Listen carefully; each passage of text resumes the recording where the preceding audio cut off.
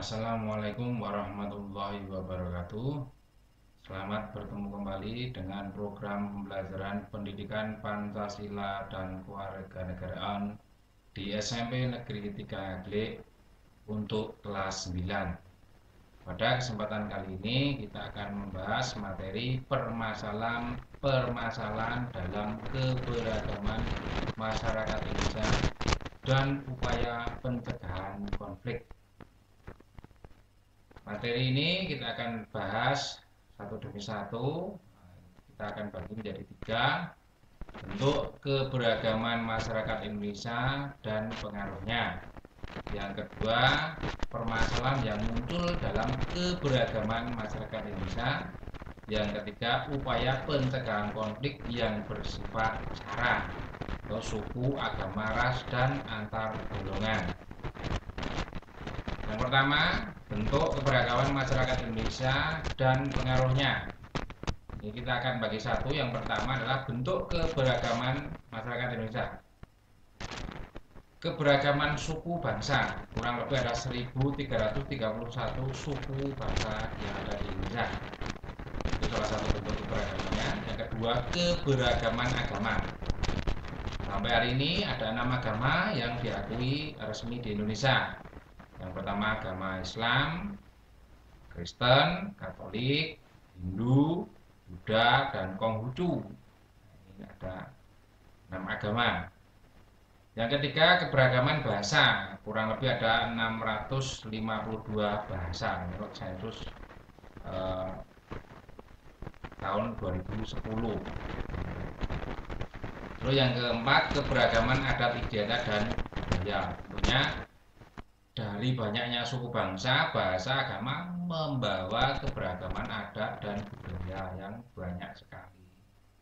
Itu bentuk keberagaman masyarakat Indonesia. Selanjutnya, dari keberagaman itu tentunya membawa pengaruh terhadap masyarakat Indonesia. Pengaruh atau dampak itu tentu ada yang baik, ada yang tidak baik, atau dampak positif dan dampak negatif. Nah, ini sekarang dampak positifnya dulu. Nah, itu dampak positif dari keberagaman masyarakat Indonesia tentunya adalah memperkaya khasanah budaya bangsa. Kaya itu identik dengan banyak. Nah, jadi karena suku bangsanya, budayanya, adat istiadat banyak, itu merupakan memperkaya khasanah budaya bangsa Indonesia. Yang kedua, membentuk masyarakat yang toleran. Kenapa kok bisa toleran? Tentunya kan kita harus bisa pahami bahwa dengan banyaknya suku bangsa, budaya, agama, kebiasaan, adat istiadat itu kan harusnya membawa toleransi. Kenapa? Antara satu budaya dengan yang lain adalah saling melengkapi karena itu kekayaan khasanah budaya. Tidak merasa paling baik atau etnosentris. Ini membentuk masyarakat yang toleran, bisa menghargai antara satu masyarakat dengan masyarakat yang lainnya.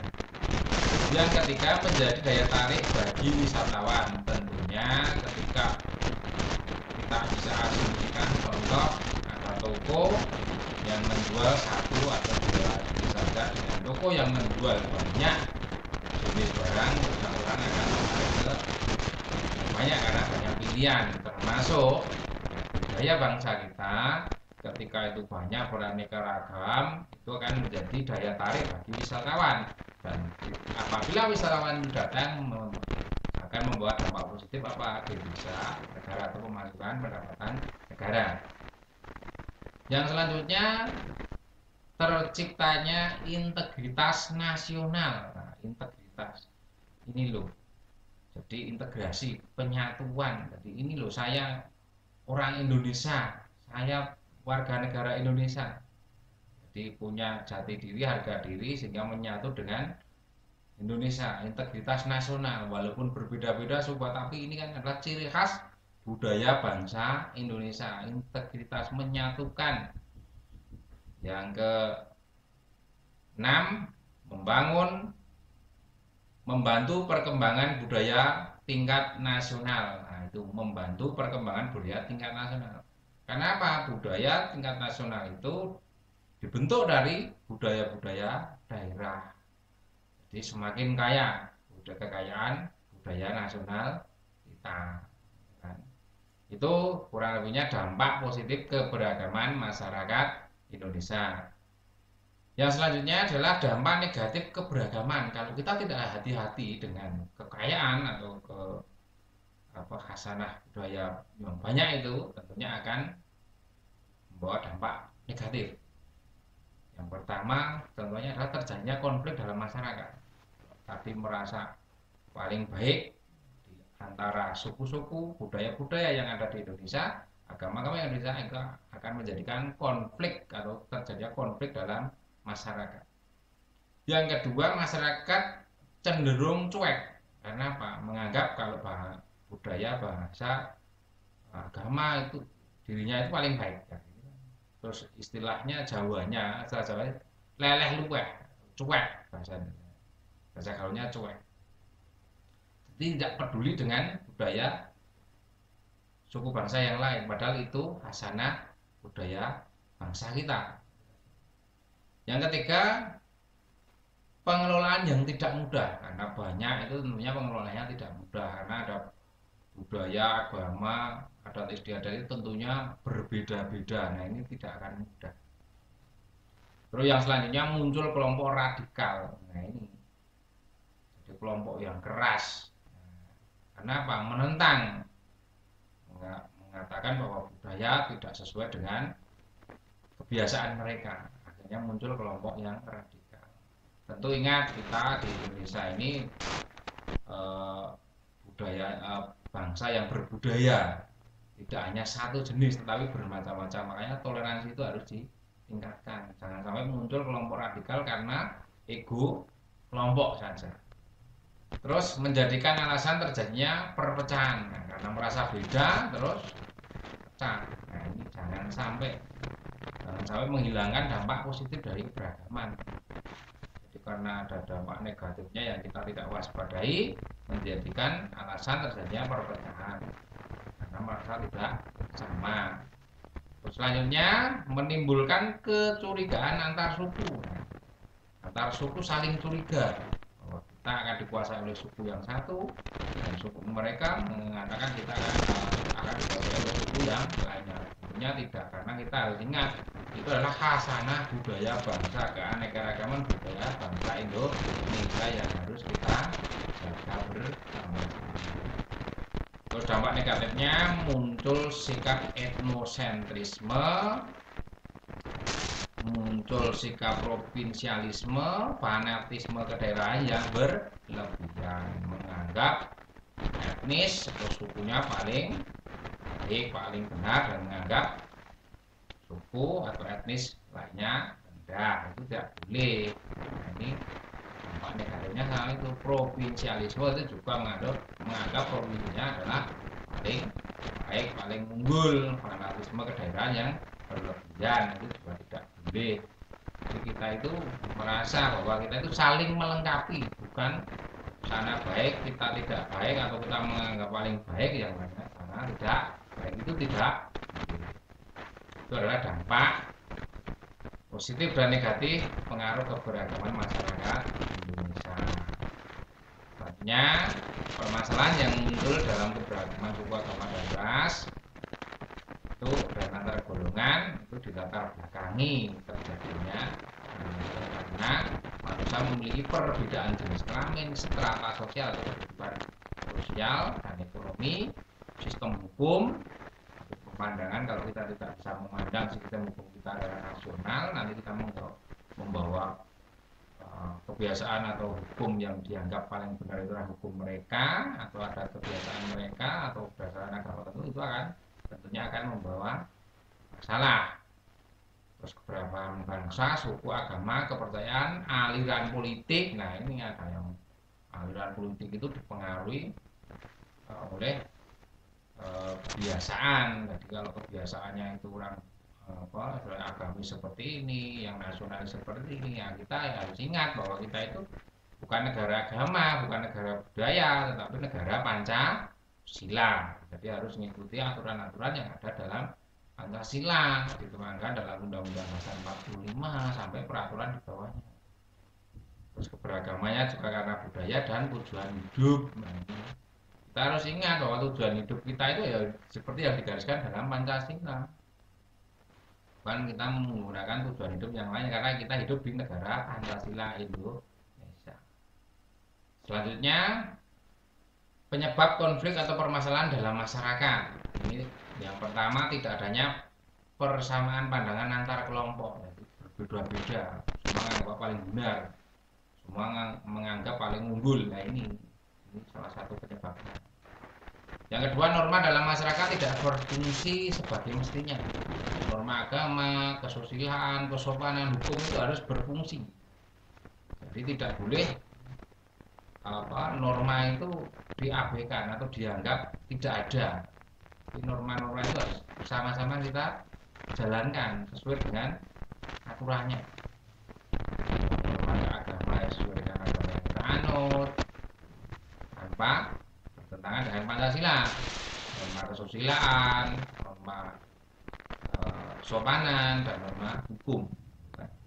Terus lemahnya penegakan hukum terhadap pelanggar norma. Nah, ini kita ada pembiaran, orang lain akan mengatakan, wah ini di sana didiamkan saja, kenapa kita harus takut? Itu tentunya akan bawa konflik karena merasa ada pembiaran. Lemahnya penegakan hukum terhadap pelanggaran norma. Semua norma itu kalau ada yang melanggar harusnya tidak diingatkan, ada sanksi. Terus yang keempat, adanya pertentangan antar norma dalam masyarakat. Nah, ini harus hati-hati. Karena orang mengatakan bahwa norma di masyarakat itu kan ada 4, norma hukum, kesusilaan, kesopanan, dan agama. Kita harus ingat bahwa kita itu hidup di negara Pancasila, di negara hukum. Jadi semua norma itu karena di negara Pancasila harus tunduk atau harus tidak boleh bertentangan antara satu norma dengan norma yang lainnya. Jangan mengatakan, menurut agama saya seperti ini, menurut adat saya seperti ini, menurut kebiasaan saya seperti ini, melanggar norma hukum. Padahal kita ingat, kita hidup di negara hukum, di negara Indonesia. Negara Indonesia itu bukan berdasarkan kebiasaan atau kesopanan tertentu, atau kesusilaan tertentu, atau agama tertentu. Tapi kita hukum yang sumbernya dari Pancasila.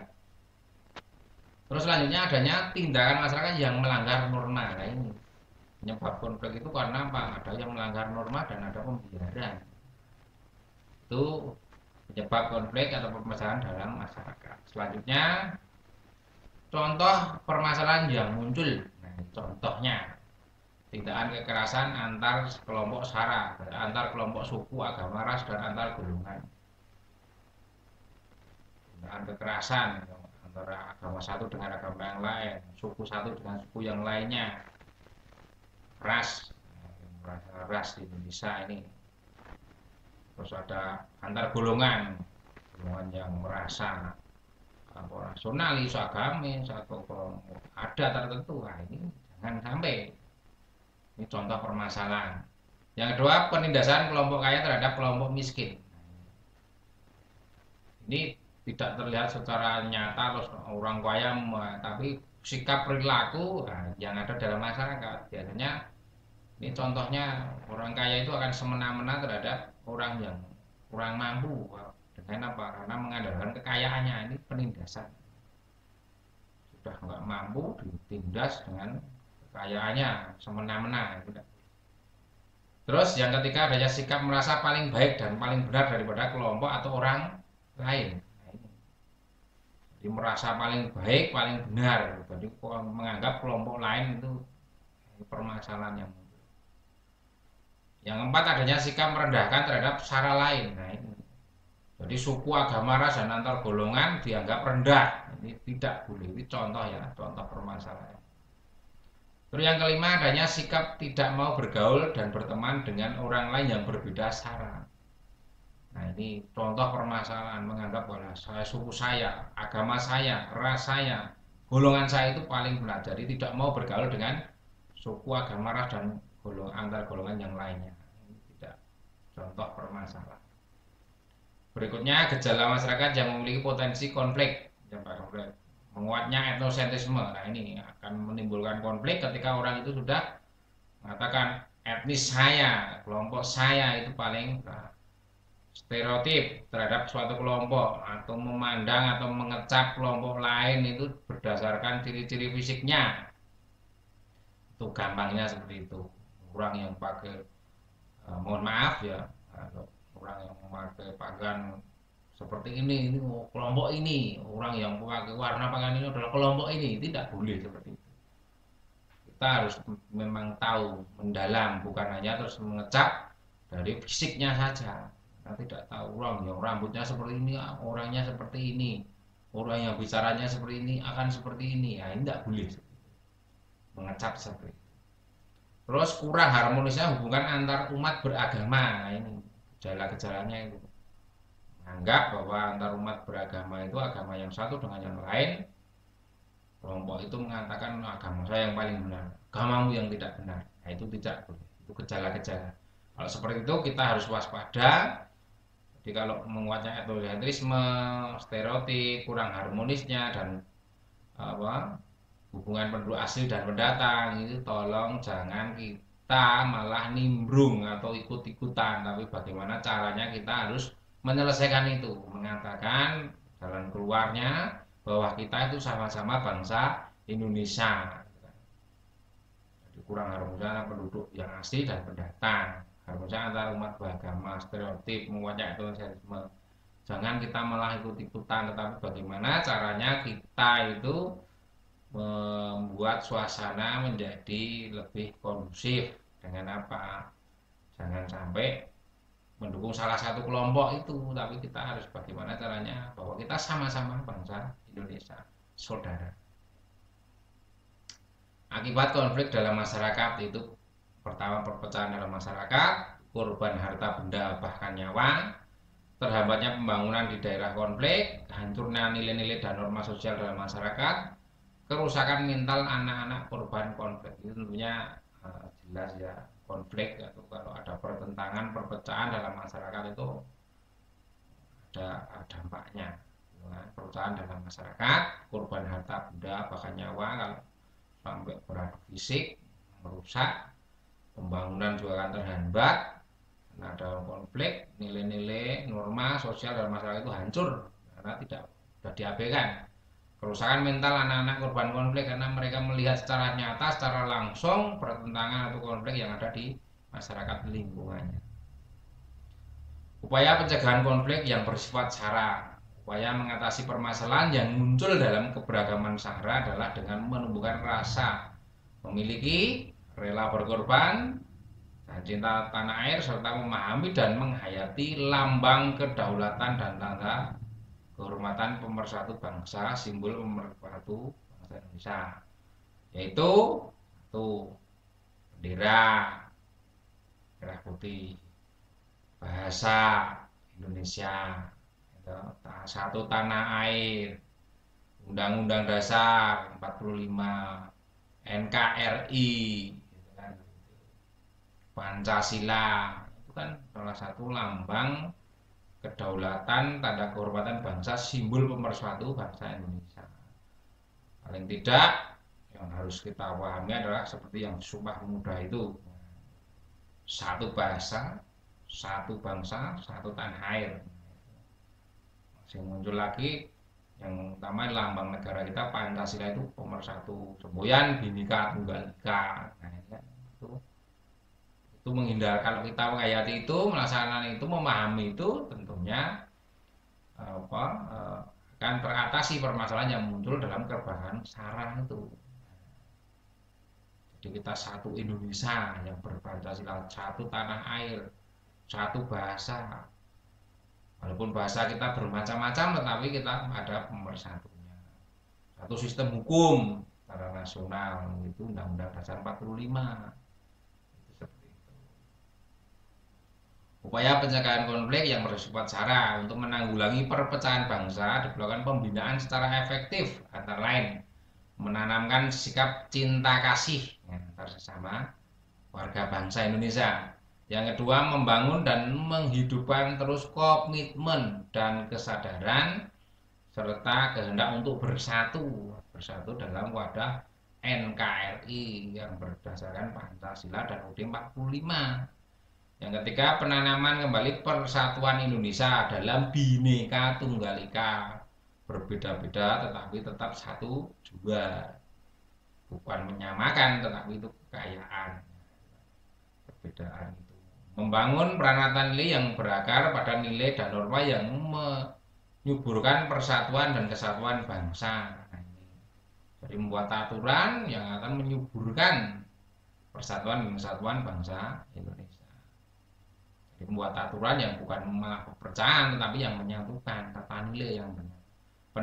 Penegakan hukum yang berlaku. Nah, hukum itu tidak hanya tajam ke bawah, tapi tajam kemana-mana. Siapa yang salah itu hukum.